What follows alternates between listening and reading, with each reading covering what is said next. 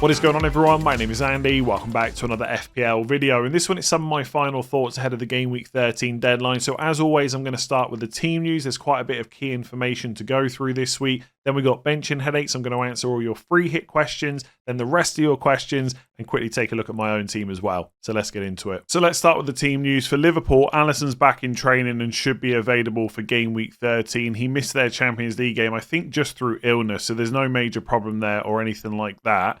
With Vert, Slot said his last day of rehab is on Friday and he could train on Saturday. So he's not completely ruled out. Obviously, we won't get any more info ahead of the deadline about how that last day of rehab goes, whether he does train or not. But he's likely, I would say, to be in the squad because it's not like he's been out for a long time or anything like that. Presumably, though, he won't start. That would be my assumption. With Ekitike, Slot said it's not a serious issue and he's not ruled out of Game Week 13. I will say, I've listened to the press conference when he answers about Wirtz and Ekitike. To me, he didn't sound that sure that Ekitike was going to be available this weekend. I don't think he starts.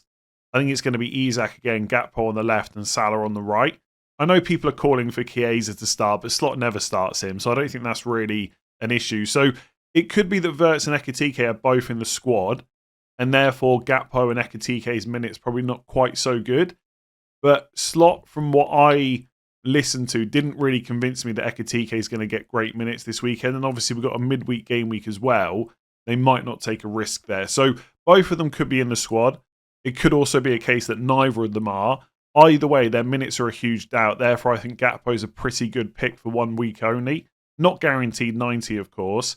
But if you want to take a punt, you absolutely can. And if you've got Gakpo in your team, I'd probably keep him for at least one more week and then reassess ahead of 14. For Leeds, who are obviously playing Man City, very popular for free hit 13. Stack is out for Game Week 13 because of concussion protocol, and Longstaff's out for 4 to 6 weeks. Neither of those things really help Leeds all that much, and it just plays into the fact that this is a really good game week for Man City. So if you want to free hit 3 players in, you want to triple captain Haaland, it's looking pretty good. For Bournemouth, Semenyo, Iriola said if everything goes well today on Friday, he will be available for tomorrow. I think he's been training, so I don't really see a huge issue there. If you've got Semenyo, just keep him and play him against Sunderland. I'm pretty sure he's going to start.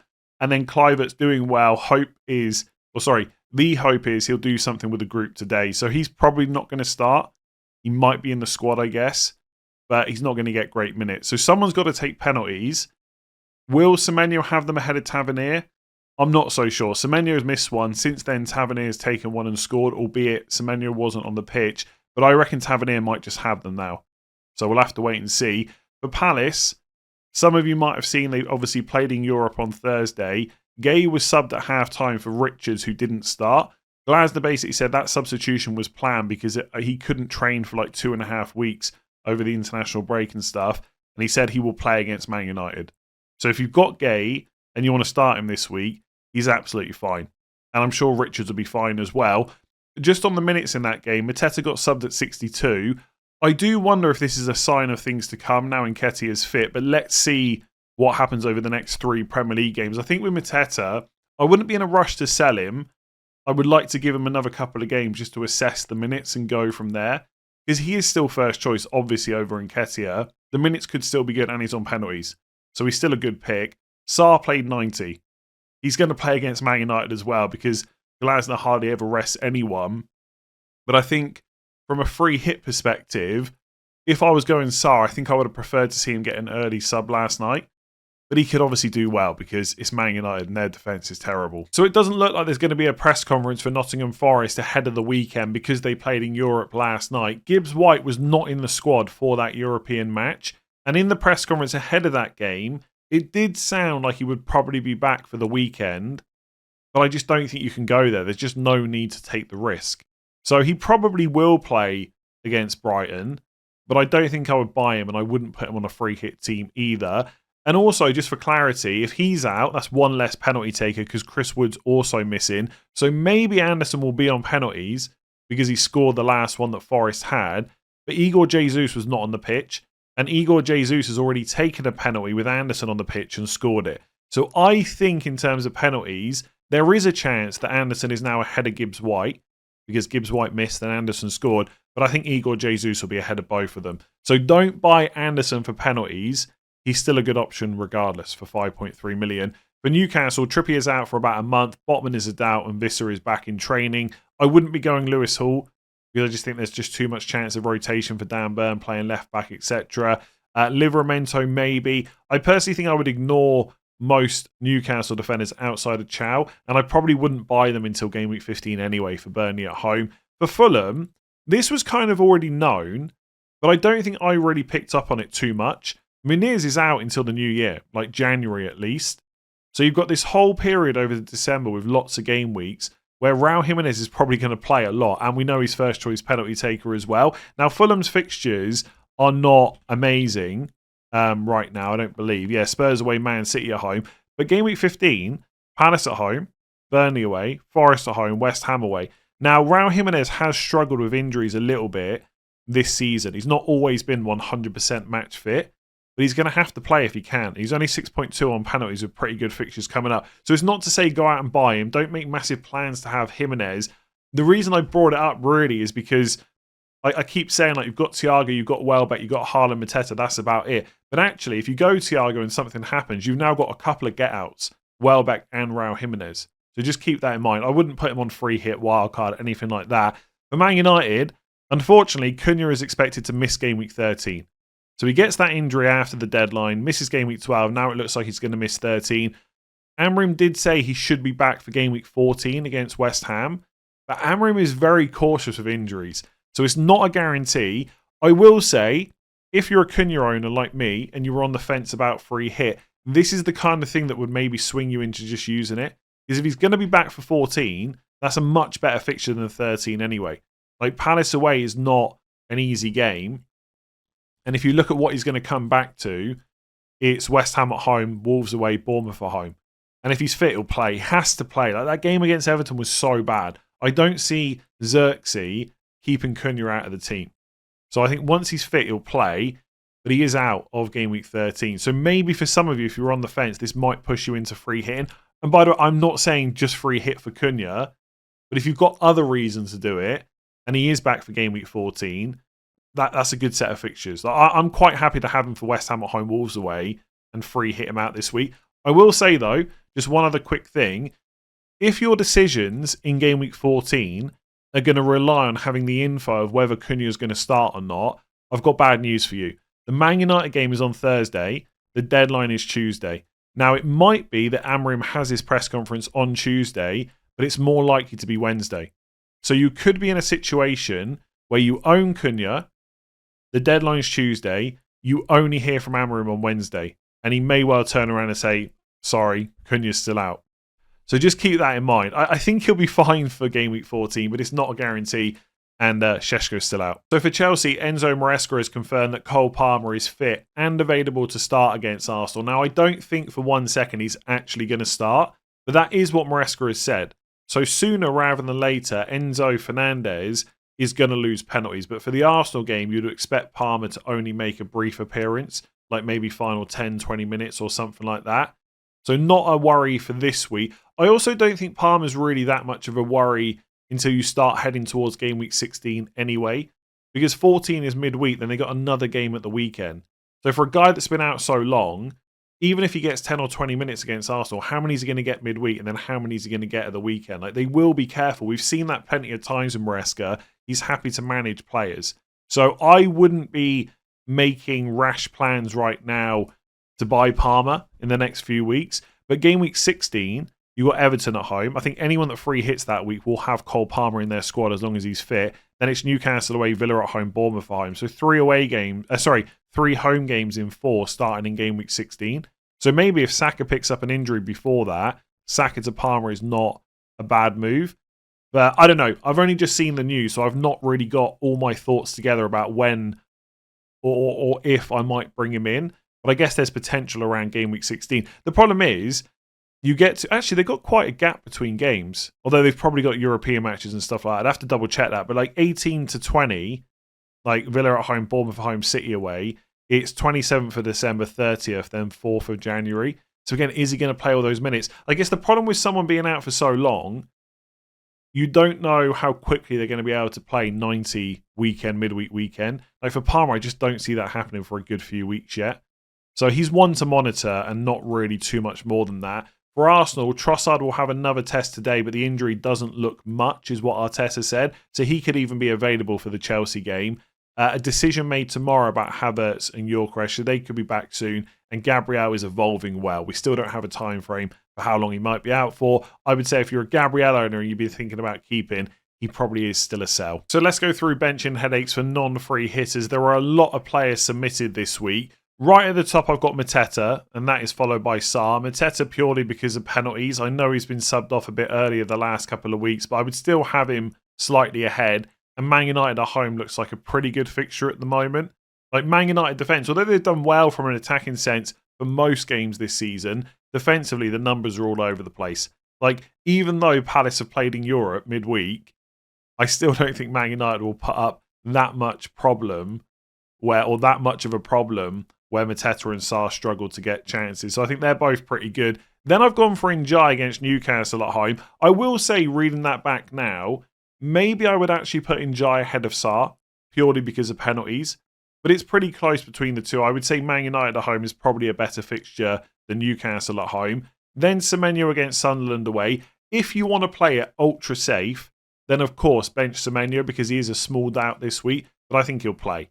And Sunderland away is not a terrible fixture. Then Welbeck against Forest away. Then Minte purely again. Welbeck is on penalties. Minte is not. Then I really struggled about where to put Enzo and Rice. Because Cole Palmer is back for Chelsea. And so he will take penalties off Enzo. But the chances are he won't start. And Enzo will get lots of minutes on the pitch without Palmer. But it's also Arsenal. So I've put Enzo under Minte. And then I've gone for Rice purely because of penalties again. But I'm not sure whether I truly believe that Enzo is better than Senesi or better than Lacroix this week. Because Sunderland away and Man United at home are not completely off the table for a clean sheet. And they're both excellent for defensive contributions as well. Like Enzo could easily blank against Arsenal. For what it's worth, I think Chelsea have got a good chance of scoring. But they're not going to score a huge amount of goals against Arsenal. I don't know, Enzo, obviously one of their better players. It's really difficult to know. I think because Palmer's only just back, I'd probably just use the don't bench a penalty taker argument and just put him ahead of the defenders. But if you're looking at this list thinking, I'm definitely playing Senesi or Lacroix ahead of Enzo, by all means, just do it. I'm fully behind that. And look, Declan Rice could do well in this game. We know he's on 7 set pieces. He'll almost certainly hit defensive contributions in a game like this as well. Arguably, you could put him ahead of Enzo if you wanted to, but I wouldn't put him too much higher up than that versus the other attackers on this list. Senesi against Sunderland away, ahead of Lacroix against Man United at home. Even though I think Man United is a pretty good fixture, I still back their attack more than Sunderland's. That's why I've got Senesi ahead. They're both good for defensive contributions. In terms of the order for Palace players, Lacroix, Gay, Richards in that order. Gay's obviously done really well this season, but Lacroix is lower owned. So if you happen to have Lacroix and Gay, which is probably a very small amount of people, I'd have Lacroix first, then Gay, then Richards, then Van der Ven. Van der Ven doesn't really have DEFCONs. That's why against Fulham at home he's quite low down. You could maybe make an argument that his goal threat is better than Richards.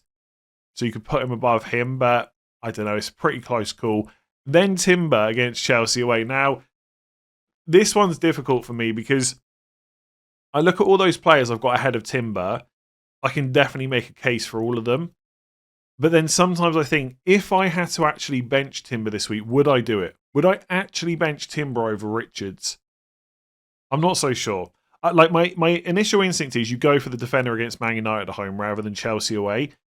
But Arsenal are capable of getting clean sheets against anyone. And we know how attacking he can be. But both of those things, clean sheet and the attacking returns, are going to be more difficult against a team like Chelsea. Also, I just clicked my finger there. I don't know if you heard that. So I'm going to keep Timber where he is. But again, if you're looking at that set, there's no way I'm benching Timber. Absolutely fair enough. Then Mukiele against Bournemouth at home. Then Xhaka against Bournemouth at home as well. Dan Burn ahead of Anderson from Fulham. I just think Spurs away is more tricky than Everton away. Again, could you make an argument to play Anderson ahead of Burn because he's better for defensive contributions? Maybe. But I can see Spurs scoring in that game. And Everton probably will as well. but I'd rather play Everton away than Spurs away. So, as always with benching headaches, I've probably said this every week for 13 weeks in a row, and I'll continue to do it right up until game week 38. Most of these decisions are close, which is why you're asking me about them. Therefore, if you've got a slightly different opinion, just go with it. Because, as always, it's not... Because Njai's in third and Semenyo's in fourth, it doesn't mean Njai's miles better, right? Because I've got Van der Ven behind Riches, it doesn't mean that I think Riches is great and Van der Ven's terrible. It's a super close call. If you said you wanted to play Van der Ven ahead of Riches or Gay, I wouldn't argue it. But that's the order I'm going with. Enzo's the one. I actually wonder if I could put Enzo, right down. Just above Timber. Maybe. He's the one I'm really least sure about. Anyway, I'll stop rambling. There we go. There's your benching headaches for Game Week 13. So let's get into some of your questions. And there were a lot about Free Hit 13 specifically. So what I decided to do was group them all together and answer them in one go. And therefore, if you're not on Free Hit or you don't care about the answers to all these questions, you can just skip to the next part of the video. So this is all the Free Hit stuff I'm going to answer in this one. Why is everyone neglecting Semenyo on Free Hit? He's just as good as Rodgers and Gakpo this week, I reckon. Now, in terms of people putting their drafts together throughout the week, Semenyo was a doubt, right? So that's why he's not really been thought about too much. I agree, he's not a bad option. Although it's worth saying, Iriola didn't say he's 100% available. He said he hopes he'll be available. Now, I think he will start, but is it worth taking that risk on Free Hit? Maybe not. And if you think Semenyo's just as good as Rodgers and Gakpo, and not better than those two, why not just go for the lower owned guys? Semenyo's got a huge amount of ownership outside of Free Hit. Maybe it's worth taking that on. Sunderland have done okay at times at home. He may not have penalties anymore.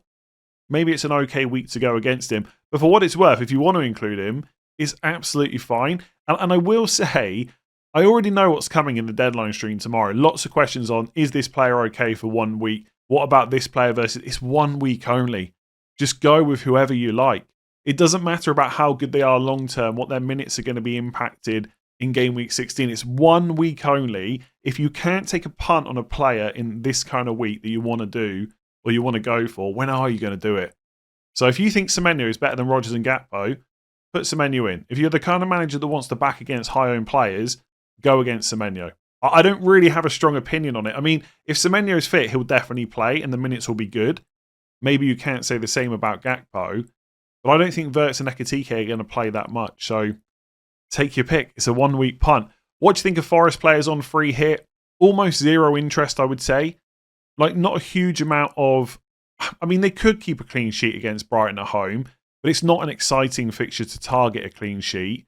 Gibbs White is a doubt, so I wouldn't go for him. To be honest with you, even if Gibbs White was fully fit, I'm not sure I would pick him. Igor Jesus, maybe up front as a third forward, but you're picking him instead of a Cherki, a Foden, a Sharda, an Utara with a better fixture. Elliot Anderson I don't hate because he might enable another player in your team because he's only 5.3 million, but he feels more of a floor pick. He's probably going to get you 3 to 4 points most game weeks, but on a Free Hit, I feel like you want to aim higher than that. So I don't hate him because I think he's a good pick generally, but I do think Igor Jesus will be ahead of him for penalties. I don't know. He's okay. Elliot Anderson's the only one I would probably consider, and that's just due to price. Nothing much else. Mateta or Munoz on Free Hit. Probably Mateta. I could see Man United scoring against Palace and wiping the clean sheet. And obviously, Munoz has got attacking threat as well, but not as much as Mateta, and Mateta's on penalties. So Mateta is where I would go between the two. What do you think about Marlon on Free Hit? So he played for Villa last night, started up front, scored 2 goals. Lots of chat that he may well just start this game. The problem is, he also might not. And even if he does, he could be an early sub. I'm just not... he's 5.1 million, which is quite nice. That might enable something else in your squad. But again, if you want an enabler, why not go and buy Elliot Anderson that will definitely play and probably pick you up at least 4 points minimum? So if I was 100% sure Marlon was starting, maybe I would take the punt, even with even with the chance of an early sub. But he might just not start. Watkins didn't start last night, so he's probably going to play number 9. Could Marlon play as well? Of course he could, but it's far from a guarantee. And I don't think money is that tight that you need to take a risk like that. If you want a Villa attacker, it's Rodgers. It just is. So, yeah, again, it's a punt 1 week. But for me, if I'm going to take a punt, I want to take it on a player that I at least know's got a very good chance of starting. I don't think I'm comfortable enough saying that Marlon is that player. Is Isak worth picking as a differential? I mean, if Ekitike misses out, Isak's definitely going to start through the middle. The problem is, the word always seems to be that Isak's not quite fully fit. So even if Ekitike misses out, does Isak definitely play 90 minutes? I'm not sure he does. He doesn't have penalties. He's looked awful in the Liverpool shirt for the most part. And he's over 10 million. The problem is, so Az, for example, on Blackbox sent me his team earlier before I recorded this video, and he's got Isak. And actually, his team looks quite nice. And again, I don't hate it because it's a 1 week punt. Could Isak score a couple of goals against West Ham? Of course he could. But Az has had to drop Salah to do it. And I just wouldn't be comfortable doing that. So it's another sacrifice I don't want to make. So if it's Isak and Salah and the rest of the squad looks great, fair enough. But if you have to drop Salah to get Isak, I prefer to get the nailed on great minutes penalty guy, even though he's been pretty terrible as well. So again, is this player worth picking as a differential? Sure, why not? It's your team, it's 1 week only. Will I be going for Isak? Probably not. Why Foden over Doku minutes?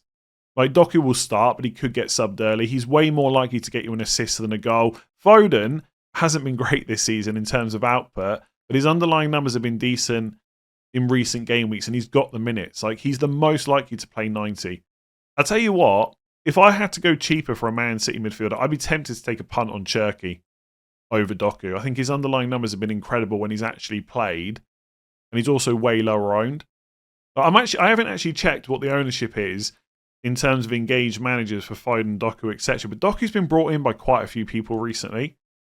I'm happy enough to take that on, I think. I know he scored recently. I think it was the Liverpool game, really good goal. But that's not his style to score goals. It's more assists and it's just not as interesting. I think Foden's way more likely to score.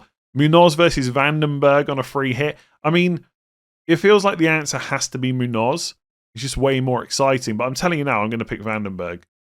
Burnley at home. Just higher chance of a clean sheet. And of course, Munoz can get you a clean sheet and an attacking return just like he did last week. But the chance of him doing that again is low, right? In my opinion. Man United can score. Palace will probably beat Man United. Okay? They both play a back three. Palace are way better at it. But can Man United score against this Palace side? Absolutely. Can Burnley score against Brentford? I mean, of course they could, but it's a much easier fixture on paper. No matter what you think about Man United, you'd rather play Burnley at home than Man United. So I'm going to take the clean sheet and go for Vandenberg over Munoz. For what it's worth, Munoz probably isn't going to make my final team because whatever attack I go with, I'm going to have a Villa, Man City or Brentford spot available in defence, and I'm just going to take the better fixture.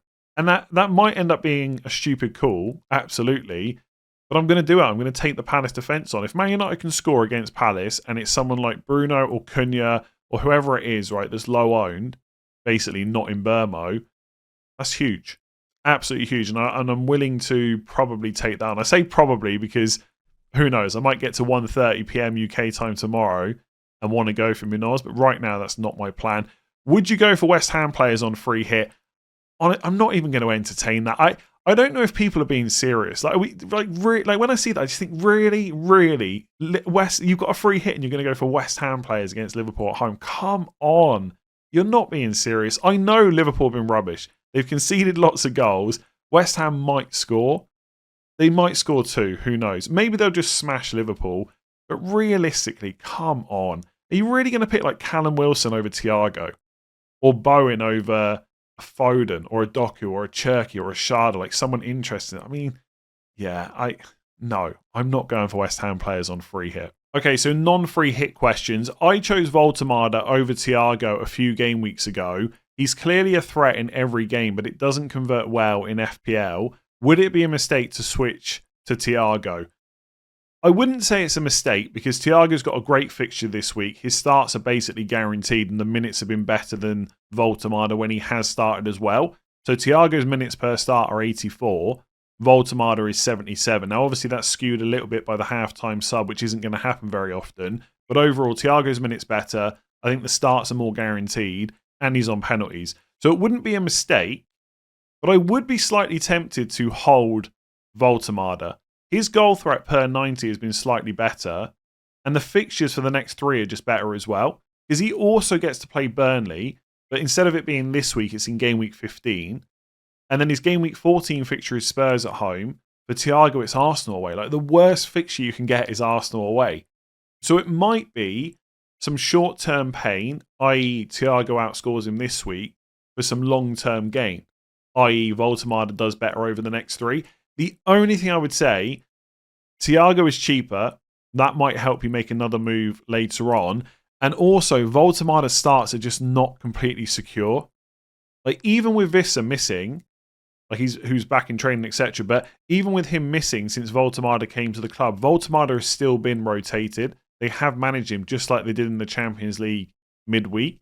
Now, you might say he's going to play all the Premier League games. The problem is their game is Saturday against Everton. Then they play Tuesday. So there's games in midweek on Tuesday, Wednesday, Thursday. Newcastle are playing on Tuesday. So the turnaround to the Burnley game is not a problem. He'll almost certainly play that Burnley game. It's just whether he plays against Spurs. Like, could they use a similar setup like they did in the Champions League where they play Barnes on the left, Murphy on the right and Gordon through the middle against Spurs? Potentially. So that's my only caveat. I think if everything was equal, Thiago, Woltemade get the same minutes over the next 3 game weeks, I would say probably don't make the switch and just hope for the best. But there is a chance, there has to be a chance he gets reduced minutes or maybe a benching against Spurs. And so it's not, basically, it's not a mistake to switch. I'm not trying to sit on the fence here. I also don't think it's a mistake to keep him either, for what it's worth. He's definitely going to start against Everton. And then you just hope he starts against Spurs and then get the Burnley game as well. So I think from a value perspective, Thiago is definitely the better longer-term hold. But I can't help but feel next 3 game weeks, Woltemade will do better. But it will take a brave man to actually see that through. So what do you think of Nottingham Forest players for the long term? 2 clean sheets in a row. Is a defender worth considering? Honestly, this is pretty similar to the free hit answer. Apart from Elliot Anderson, I'm not interested in any Nottingham Forest players. Like, take a defender, for example. Murillo at 5.3 million. Does have some goal threat. He's also not been bad for defensive contributions since Sean Dyche came in either. So maybe he will start to improve as an option. But the fixtures just aren't really there. Like, if you look at the games between 13 and 18, it's Brighton at home this week, which is okay. Like, if I had a Forest defender, I'd probably play them, but I wouldn't be going out of my way to target that fixture. If I wasn't free hitting this week, I'd be buying Minte. People have been buying Welbeck. It's a perfectly reasonable fixture to play an attacker in. And then Spurs at home in 16. Spurs attack has not been great in recent times, but it's still not a fixture you want to target. And then the third home game between now and 18 is Man City.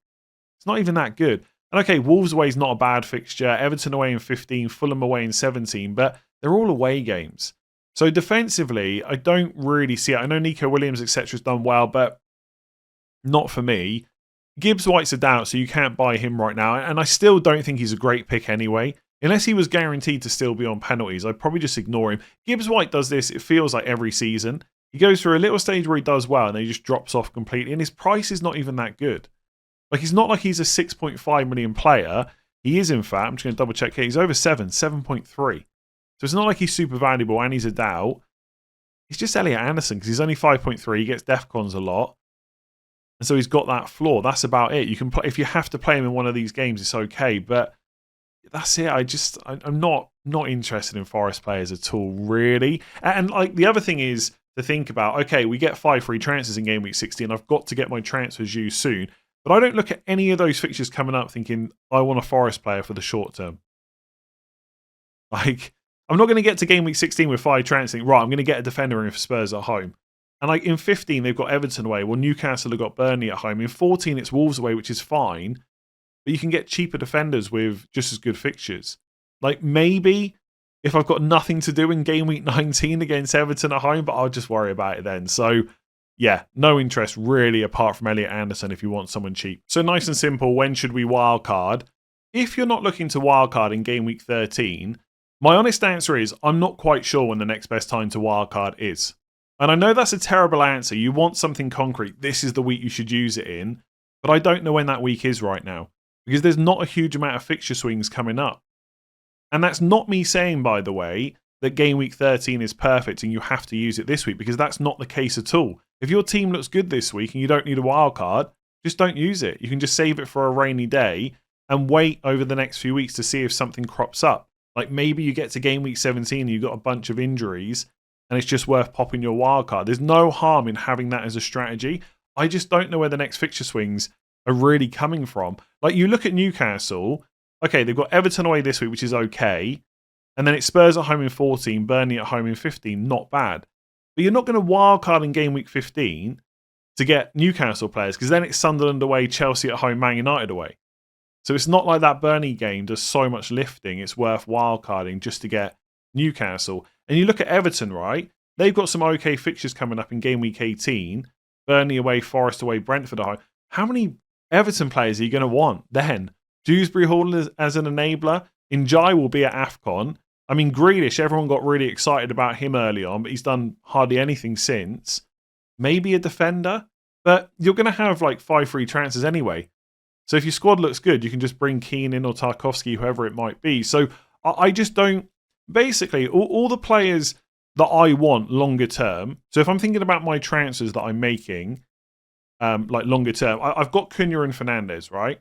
So as long as Cunha's fine, and I'm recording this before I've seen the Man United press conference, by the way, this specific question, then I want them long term.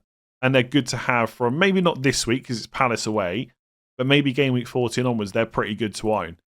If you want Man City players for Sunderland at home in 15, West Ham at home in 17, why not get them this week when they've also got Leeds at home? If you think about Crystal Palace, they got Man United at home this week, followed by Burnley away. If anything, the time to jump on them is right now. Arsenal are not great this week, but they're pretty good from 14 onwards. And in fact, the time to get on Arsenal was before game week 13. And there's not really a time, any time over the next 5-6 weeks, where you're going to want to offload Arsenal players to jump on others. I'm trying to think of other teams, like Chelsea, for example. You wouldn't necessarily want them this week, but do you want to pile into like 2 or 3 Chelsea players with the fixtures they've got coming up? Maybe if Palmer was back. But there's no defenders that I'm personally interested in. And Enzo's fine, but if Palmer's back, that means Enzo doesn't have penalties, so he becomes a slightly worse option. Not a bad option by any means, but not wildcard worthy, right? Like you're not going to wildcard in 16 just so you can get Enzo Fernandez and Cole Palmer necessarily, unless you've got loads of other issues. So I've thought about this. I've listened to other people talk about it. No one seems to have a definitive week where this is the great wildcard week. I mean, game week 16 is one that's being talked about a little bit because we'll all have 5 free transfers and there'll probably be a lot of transfer activity that week. And therefore, maybe you can farm some price changes and get some good team value. The problem is, when you look at what players people are going to be bringing in game week 16, it's Chelsea that I've just mentioned, Liverpool against Brighton, but you're not going to go for Salah because he's about to go to AFCON. Van Dijk, but okay, if you want to target Van Dijk, the fixtures are already good now, so there's no need to delay that move. Arsenal against Wolves, but again, Arsenal were good before 16. Who else is good here? Brentford against Leeds. Well, guess who's got Burnley at home this week? Brentford. So people are already piling in. The prices are already going up. Now, with Brentford, they've got Arsenal away, Spurs away after the Burnley game. So, yeah, okay, maybe you get to 16, then you triple up. But, like, again, it's a wild... You get my point. There's no perfect week. There just isn't. It's just a weird part of the season. People have held their chips and there's no perfect swing. So, if you don't need it this week, that's fine. Don't use it. You're just going to have to wait and see if there's a week where, for your specific team, it works out. Because every week, someone's going to ask me when to wildcard. My answer is going to be the same. I don't know. Because most of the players I personally think are good long-term are good right now. So if you already don't need a wildcard, you're unlikely to need one in 14, 15 just for fixture swings. So you're really waiting for some chaos where 4 or 5 of the really template picks all get injured and you can just sort it out in one go. That's it. I wish I had a better answer, but I just don't. So I'm going to run through some thoughts on my own team going into tomorrow's deadline. I can now confirm my free hit is active. I was always likely to do it before the deadline. I have now hit the button and I've made the transfers. As you can see there, this is my team, free hit active. I cannot deactivate that now. That is locked in for game week 13. Why did I wait until Thursday night before the press conferences to hit the button? I don't really know. Nico O'Reilly was going up in price, and some of the drafts were quite tight for money. So I felt like I should probably just activate because I was always likely to do it anyway. But realistically, I should have probably just waited for the press conferences. But either way, Cunha being out for game week 13 just makes it even more reason for me to hit the button. I've got a Cunha injury. I've got 3 Arsenal against Chelsea away. I've got Fernandes up against Lacroix. It was just quite a nice week to do it. Sometimes when you make a decision in FPL, like you hit a chip or you make a transfer, straight away you feel like I shouldn't have done that. I haven't really felt like that with free hit. Like in some ways, this feels, I tweeted about this last night, this feels like a very traditional free hit. What I mean by that is I'm bringing in a ton of players that are differential, that have got really great fixtures, that most of all, or that most people don't want to carry forward for weeks on end. Like nobody wants 3 Villa players for weeks. I don't want any, right? I've got 3 Brentford players, and they might be good again from game week 60 and onwards, but they're not great in 14 against Arsenal. They're not necessarily as good against Spurs away in 15 either. I'm always going to be cautious of Man City minutes long term, so the idea of having Haaland, Foden, O'Reilly is unlikely, but for 1 week only, I kind of love it. I've got no interest in getting Salah because of how much money he is, but for this week it works. So it feels like a traditional free hit in that sense. I think when you see someone's free hit team in 16, they're going to have less differentials, probably. The overall team will look better. It'll have better play like Palmer, Saka, etc. But I think there'll be less differential because everyone will already be tripled up on Arsenal, etc. That's not to say that free hit 13 is the week that's going to be best, but I don't know. It just feels nice. Maybe I'm just trying to convince myself it was the right decision. But I have been through this so many times. Honestly, I've been looking at 13 for weeks and weeks.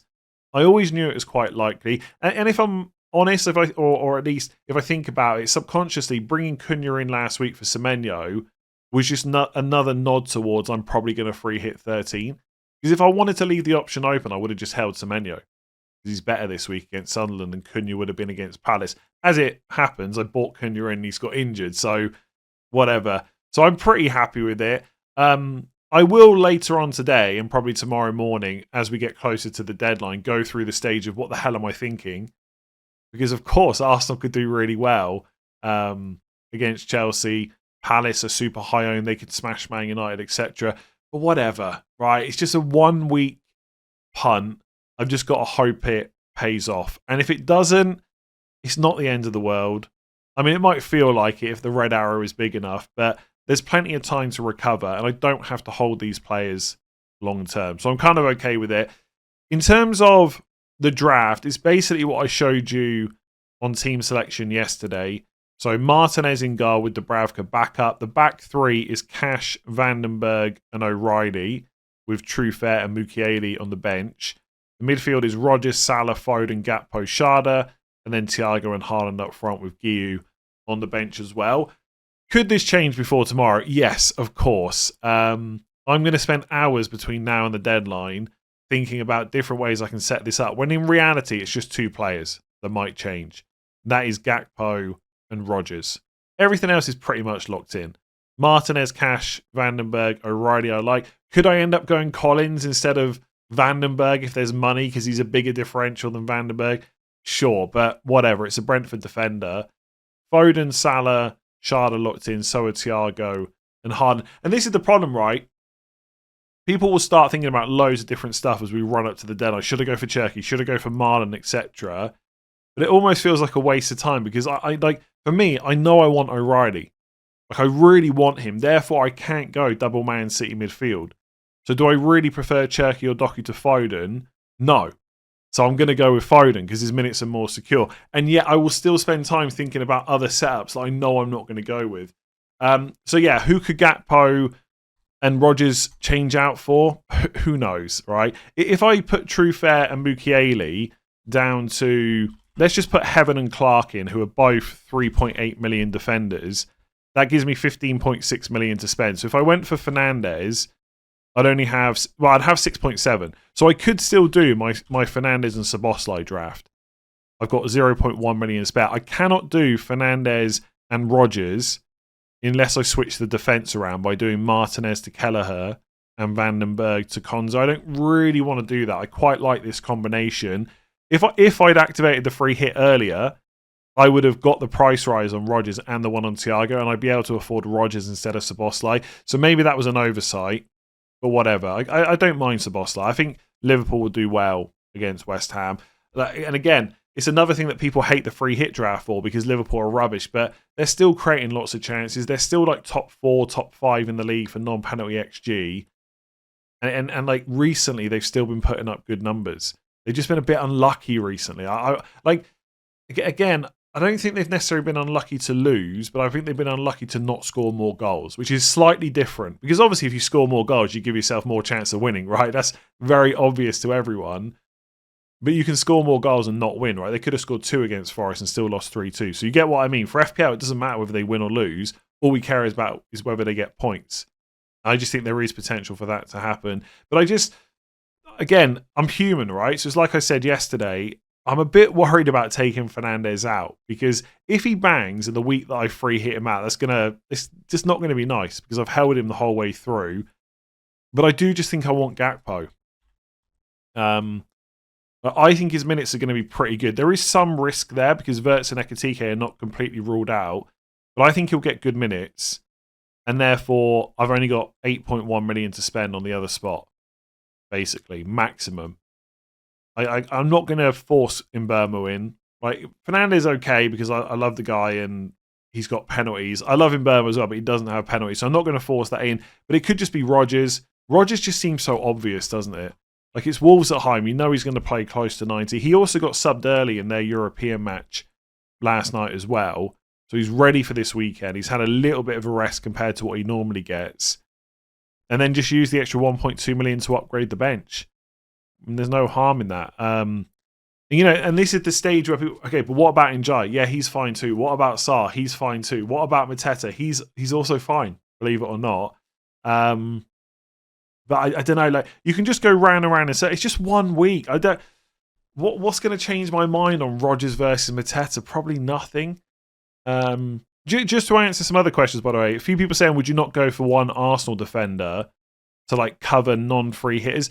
I honestly think that's an awful idea. The problem is, if you go for one Arsenal defender, like Timber or Saliba, you need them to blank straight away. Because their ownership is so high overall, Arsenal defence, that unless you've got 2, the clean sheet's actually not beneficial. They're so highly owned. If you have 1 and they get a clean sheet, that actually hurts your rank. So if I go for one Arsenal defender to cover everyone else, straight away I want them to blank. Like I know I'm a boring patient manager, but what a rubbish way to play a free hit. I'm going to go for one Arsenal defender and I need that player to blank to cover rubbish. So either go for 0 or go for 2. And if they get the clean sheet, at least 2 means something to you. So I'm not going to go for an Arsenal defender. Do I think that West Ham are better than Liverpool? Of course not. Come on now. Let's be serious about this for a second. Yeah, I don't think there's anyone else. Like Palace players, maybe. But Palace players are so highly owned, I kind of want to go against it. There's not really anyone else. Like I'm not against, like I said earlier, I'm not against going for Semenyo. But I could go for Semenyo instead of Rodgers. Like maybe I do that by tomorrow's deadline. Maybe I've got Semenyo instead of Rodgers.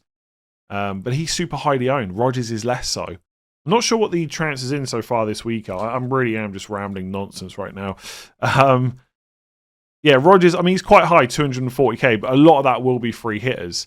There's still less transfers in than Eze, and only slightly more than Minte. So Semenyo's just so highly owned, I kind of want to go against it. I'm just seeing if there's any, like Njai, he's on penalties, but like if it wasn't Newcastle, maybe I'd do it, like a better home fixture. Like if it was, I mean, obviously if it was Burnley at home, that would be a whole different conversation. But I don't know. I'm not even sure what fixture would make me go for Njai. Probably wouldn't. Spurs players are just not that exciting. The attackers are rubbish. Van der Ven's not better than any of the defenders that I've gone for. I'm not going for Forest, as I've mentioned numerous times in this video. That's it. It's going to be something like that. I suspect it's just going to be that first team I had. It's just going to be Rodgers, Gakpo, and I'm going to hope for the best. Like, Haaland's going to start, Thiago's going to start, Schada's going to start, Foden's going to start, Salah's going to start, Rodgers is going to start. Gakpo's the only slight risk, and I think he will start. O'Reilly, Vandenberg, Cash, Martinez, they're all going to start. Like, there's no issue. And then you just hope for the best. And could this massively backfire? Of course it could. This is FPL. But you've got to use the free hit at some point, and I think for my team it makes the most sense. If Cunha's back for Game Week 14, my team looks great for 14. I've got no worries about it whatsoever, and I've got Dewsbury Hall on the bench ready for another 10-pointer or plus. So, yeah, I'm free hitting.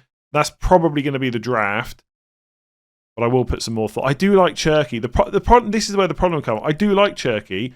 I don't want to drop O'Reilly. I don't want to drop Foden, so I just got to rule him out, right? I'm off. Join me at 11:30 a.m. UK time on Saturday morning for the deadline stream, taking you right up until the deadline at 1:30 p.m. UK time. If you've enjoyed that video, make sure to give it a like, hit that subscribe button, and yeah, good luck with your decisions. I'll see you tomorrow.